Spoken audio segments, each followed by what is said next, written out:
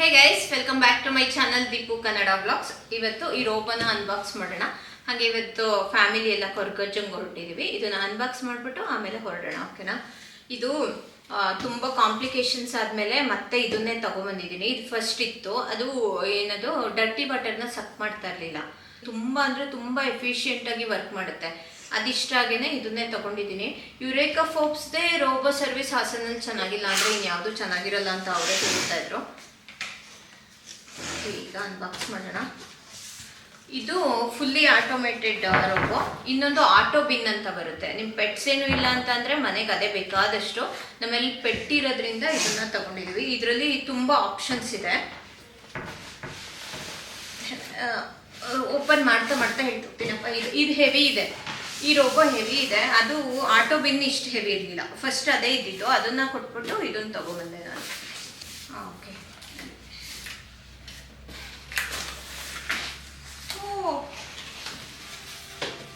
First ಇರು ತೆಗೀದಿ. ಏನಾರ ಈ ಎಲೆಕ್ಟ್ರಾನಿಕ್ಸ್ ಹೊಸದಾಗಿ ಓಪನ್ ಮಾಡಿದೆ ಒಂದು ಖುಷಿ ಅಲ್ವಾ? ವಾರಂಟಿ ಕಾರ್ಡ್ ಕೊಟ್ಟಿದ್ದಾರೆ. ಆಮೇಲೆ ಇದ್ರ ಜೊತೆಗೆ ಇದೊಂದು ಕ್ಲೀನರ್ ಕೊಟ್ಟಿರ್ತಾರೆ. ಇದಂತೂ ತುಂಬಾ ಚೆನ್ನಾಗಿದೆ ಕ್ಲೀನರ್. ಲೈಸಲ್ಲೆಲ್ಲ ಯೂಸ್ ಮಾಡ್ತೀವಲ್ಲ ಆ ಥರ ಇದೊಂದು ಇದ್ರೊಳಗಿದೆ.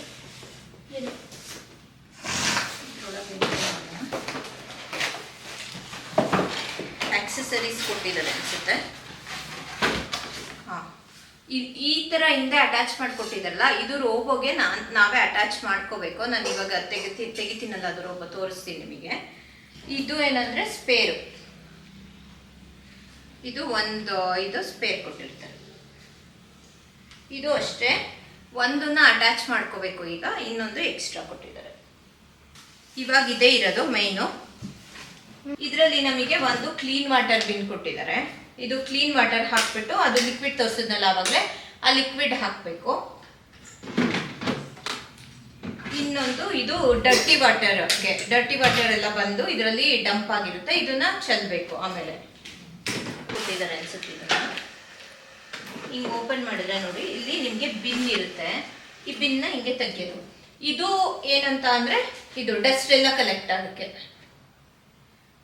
ಕಲೆಕ್ಟ್ ಆಗಿರುತ್ತೆ. ಇದನ್ನ ತೆಗೆದು ಇಲ್ಲಿ ಹೋಲ್ ಕೊಟ್ಟಿರಲ್ಲ, ರಿಮೂವ್ ಮಾಡಿಬಿಟ್ಟು ಡಸ್ಟ್ ಎಲ್ಲಾನು ಮತ್ತೆ ಹಿಂಗೆ ಹಾಕೊಳ್ಳೋದು. ಇಲ್ಲಿ ನೋಡಿ, ಈ ತರ ಕೊಟ್ಟಿರ್ತಾರೆ.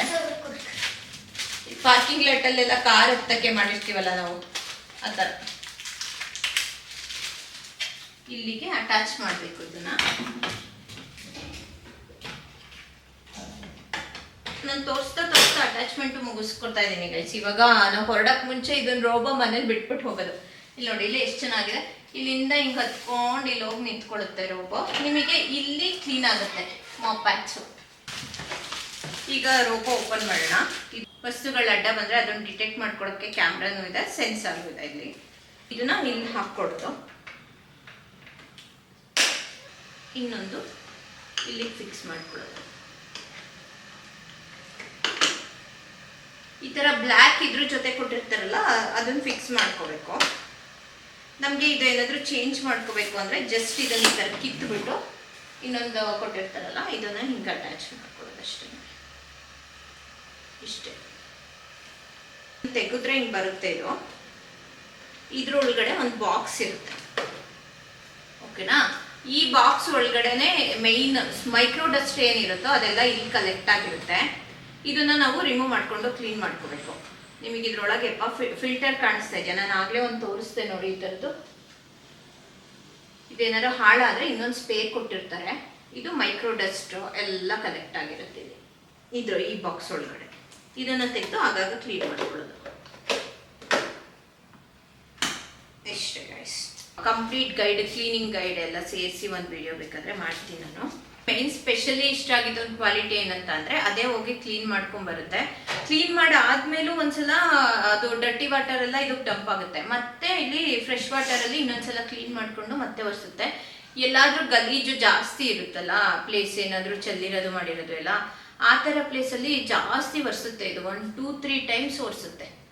ಆಮೇಲೆ ಮತ್ತೆ ಅದೇ ಹೋಗಿ ಕ್ಲೀನ್ ಮಾಡ್ಕೊಂಬಂದು ನೆಕ್ಸ್ಟ್ ಮಾಮೂಲಿ ಒರೆಸುತ್ತೆ.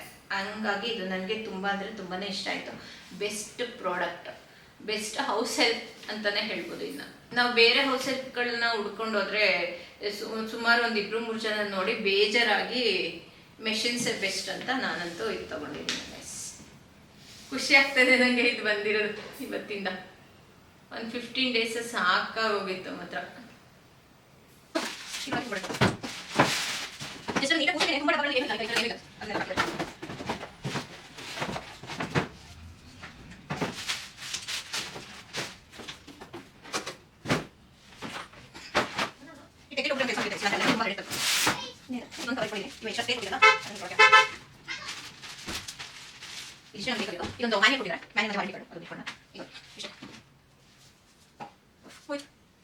ಇವಾಗ ಎಲ್ಲರೂ ಹೊರಟ್ಬಿಟ್ಟು ಕೊರಗಜ್ಜ ದೇವಸ್ಥಾನಕ್ಕೆ ಹೋಗ್ತಾ ಇದ್ದೀವಿ. ಉಲ್ಲಾಳ್ ಹತ್ರ ಬರುತ್ತಲ್ಲ ಕುತಾರ್ ಅಂತ, ಆ ಪ್ಲೇಸಲ್ಲಿ ಇರೋವಂಥ ದೇವಸ್ಥಾನ. ತುಂಬ ಪವರ್ಫುಲ್ ಅಂತ ಅಂದರೆ ನ್ಯಾಯ ಎಲ್ಲಿರುತ್ತೋ ಅಂಥವರಿಗೆ ಸಪೋರ್ಟ್ ಮಾಡೋ ಅಂಥ ದೇವರು ಅಂತಲೇ ಅನ್ಕೋಬೋದು. ಒಬ್ಬರು ಅನ್ಯಾಯದ ವಿರುದ್ಧ ಹೋರಾಡಿ ದೈವಿ ಶಕ್ತಿಯಾಗಿ ಬದಲಾಗಿದ್ದಂಥ ದೇವ್ರಂತ ಇದು. ಅದಕ್ಕೋಸ್ಕರನೇ ಇದನ್ನು ನ್ಯಾಯದ ದೇವರು ಅಂತಲೇ ಕರೀತಾರೆ.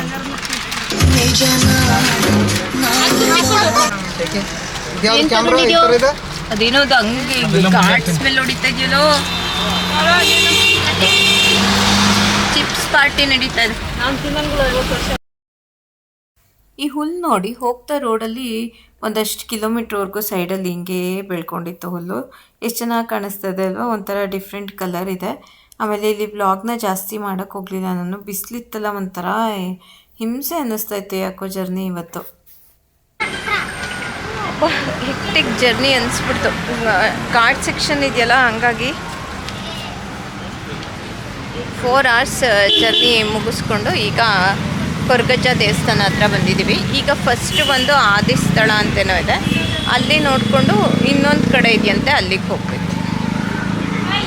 ಚಕ್ಲಿ ಆಮೇಲೆ ಡ್ರಿಂಕ್ಸು ಏನೇನೋ ಮಾರ್ತಾ ಇದ್ದಾರೆ ಇಲ್ಲಿ ಅದಕ್ಕೆ ಪ್ರಸಾದಕ್ಕೆ. ಪೂಜೆ ಸಾಮಾನೆಲ್ಲ ಅಲ್ಲೇ ಮಾರ್ತಾ ಇರ್ತಾರೆ. ಪೂಜೆ ಸಾಮಾನು ಜೊತೆಗೆ ಇಲ್ಲಿ ಎಣ್ಣೆ ಮತ್ತು ಚಕ್ಲಿನ ಸೇರಿಸಿ ಕೊಟ್ಟಿರ್ತಾರೆ. ದೇವರಿಗೆ ಎಣ್ಣೆ ಮತ್ತು ಚಕ್ಲಿನೇ ಅರ್ಪಿಸೋದು. ಅಲ್ಲಿ ಆದಿಸ್ಥಳ ಅಂತ ಇದೆಯಲ್ಲ, ಈವನ್ ಹೊರಗಡೆನೂ ವಿಡಿಯೋ ಮತ್ತು ಫೋಟೋ ಏನಕ್ಕೂ ಅಲೋ ಮಾಡ್ತಾ ಇರಲಿಲ್ಲ. ಅದೇನು ರೀಸನ್ಗೆ ಅಂತ ಗೊತ್ತಿಲ್ಲಪ್ಪ.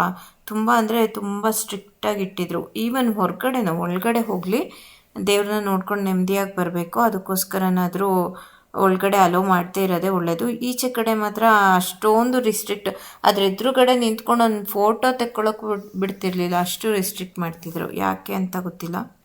ಇವಾಗ ಈ ಪ್ಲೇಸಿಂದ ಇನ್ನೊಂದು ಪ್ಲೇಸಲ್ಲೂ ಕೊರಗಜ್ಜನೇ, ಈ ಪ್ಲೇಸಲ್ಲೂ ಕೊರಗಜ್ಜನೇ ಇರೋದು.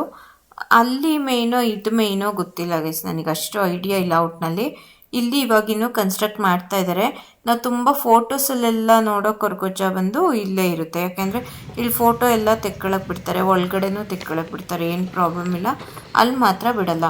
ಇಲ್ಲಿ ಒಬ್ಬರು ಏನು ಹೇಳಿದ್ರು ಅಂದರೆ ಇಲ್ಲೇ ಇತ್ತಂತೆ ಅದು ದೇವರು, ಇಲ್ಲಿಂದ ಅದನ್ನ ತಗೊಂಡೋಗಿ ಅಲ್ಲಿ ಇಟ್ಕೊಂಡು ಅವರು ಪೂಜೆ ಮಾಡ್ತಾ ಇದ್ದಾರೆ ಅಂತ ಹೇಳಿದ್ರು. 2 ಪ್ಲೇಸ್ಗೂ ಹೋಗಿ ಬರ್ಬೋದು, 2 ಹತ್ತತ್ರನೇ ಇದೆ. ಹಾಗಾಗಿ 2 ಪ್ಲೇಸ್ಗೂ ಹೋಗಿ ನ್ಯಾಯವಾಗಿ ಏನು ಬೇಕು ಅಂತ ಕೇಳಿಕೊಂಡ್ರೆ ದೇವರು ಕೊಟ್ಟೆ ಕೊಡ್ತಾನೆ ಅಂತ ಒಂದು ನಂಬಿಕೆ. ಇಲ್ಲಿ ಕೊರಗಜ್ಜ ಒಂದೇ ದೇವರಿಲ್ಲ, ಅದ್ರ ಜೊತೆಗೆ ರಕ್ತೇಶ್ವರಿ, ಆಮೇಲೆ ಇವಾಗೇನು ನೋಡ್ತಾ ಇದ್ದೀರಾ ಇಲ್ಲಿ ಒಂದು 7 ದೇವ್ರುಗಳಿದ್ದಾವೆ. ನನಗಿಲ್ಲಿ ಪರ್ಟಿಕ್ಯುಲರಾಗಿ ಇಷ್ಟ ಆಗಿದ್ದೇನು ಅಂದರೆ ಎಷ್ಟು ಚೆನ್ನಾಗಿ ಅಲಂಕಾರ ಮಾಡಿರ್ತಾರೆ ಅಂದರೆ ಹಾಗೆ ನೋಡಿಕೊಂಡೇ ನಿಂತ್ಕೊಬಿಡೋಣ ಅನಿಸುತ್ತೆ. ಅಷ್ಟು ಚೆನ್ನಾಗಿ ಎಲ್ಲ ದೇವ್ರಿಗೂ ಅಲಂಕಾರ ಮಾಡಿರ್ತಾರೆ. ಕೊರಗಜ್ಜಂಗಂತೂ ಇನ್ನೂ ಸ್ಪೆಷಲಾಗಿ ಮಾಡಿರ್ತಾರೆ. ನಾವು ಹೋಗಿದ್ದಿನ ಈ ದೇವ್ರಿಗೂ ಏನೋ ತುಂಬ ಸ್ಪೆಷಲಾಗಿ ಅಲಂಕಾರ ಮಾಡಿದರು. ನಂಗೆ ತುಂಬ ಇಷ್ಟ ಆಯಿತು. ಸ್ಪೆಷಲಿ ನೆಲಕ್ಕೆಲ್ಲ ಸಗಣಿ ಸಾರ್ತಿರ್ತಾರಲ್ಲ, ಅದೆಲ್ಲ ತುಂಬ ಚೆನ್ನಾಗಿ ಹಳೇ ಕಾಲದ ವೈಬ್ ಕೊಡ್ತಾಯಿತ್ತು. ಆಮೇಲೆ ಇನ್ನೊಂದು ಇವಾಗ ಕಟ್ತಾ ಇದ್ದಾರಲ್ಲ, ಕನ್ಸ್ಟ್ರಕ್ಟ್ ಆದಮೇಲೆ ಇದೆಲ್ಲ ಹೋದ್ಮೇಲೆ ಇಷ್ಟು ನೇಟಿವ್ ಫೀಲ್ ಇರಲ್ವಾ ಇಲ್ಲಿ ಅಂತ ಅನಿಸ್ತು ನನಗೆ. ಇದ್ರ ಅಲಂಕಾರ ನೋಡ್ತಾ ಇದ್ದೀರಾ, ದೀಪನೇ ಆಗಲಿ, ಆಮೇಲೆ ಹೊಂಬಾಳೆ ಅನಿಸುತ್ತೆ, ಅಡಿಕೆದು ಮತ್ತು ತೆಂಗಿಂದು ಗೊತ್ತಿಲ್ಲ, ಹೊಂಬಾಳೆ ಎಲ್ಲ ಹಾಕಿ ಚೆನ್ನಾಗಿ ಮಾಡಿರ್ತಾರೆ. ನಾವು ಕೊರಗಜ್ಜನ ಹತ್ರ ಅವ್ರು ನಮಗೆ ಹೂ ಕೊಡಬೇಕಾದ್ರೆ ಹೊಂಬಾಳೆನೂ ಸೇರಿಸಿ ಕೊಟ್ಟಿರ್ತಾರೆ. ಅದೊಂದು ನನಗೊಂಥರ ಸ್ಪೆಷಲ್ ಫೀಲ್ ಆಯಿತು ಗೈಸ್. ನನಗೆ ಕೊರಗಜ್ಜನ ಮುಂದೆ ನಿಂತ್ಕೋಬೇಕಾದ್ರೆ ಒಂದು ಸ್ಟ್ರಾಂಗ್ ಫೀಲ್ ಏನಂತ ಅಂದರೆ ಏನೋ ಒಂಥರ ಪ್ರಾಮಾಣಿಕತೆಗೆ ಬೆಲೆ ಕೊಡೋ ಅಂಥ ದೇವರು ಅಂತ ನನಗೆ ತುಂಬ ಸತಿ ಅನಿಸಿದೆ. ನಾನು ಯಾವಾಗ ನೆನೆಸ್ಕೊಂಡಿರ್ತೀನಿ, ಅಂದ್ಕೊಂಡೇ ಇರಲ್ಲ ನಾನು ಅಲ್ಲಿಗೆ ಹೋಗ್ತೀನಿ ಅಂತ, ದೇವರೇ ಕರೆಸ್ಕೊಂಡಿರ್ತಾನೆ ಅಂತಲೇ ಅನಿಸುತ್ತೆ.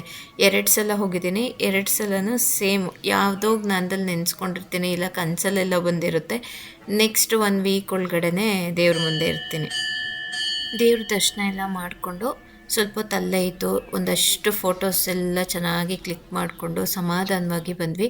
ನಾನು ಇಲ್ಲಿ ಕೊರಗಜ್ಜನ ಬೇಕಂತಲೇ ತೋರಿಸಿಲ್ಲ ಗೈಸ್, ಪ್ಲೀಸ್ ಹೋಗಿ ಎಲ್ಲರೂ ಒಂದ್ಸಲ ವಿಸಿಟ್ ಮಾಡಿ.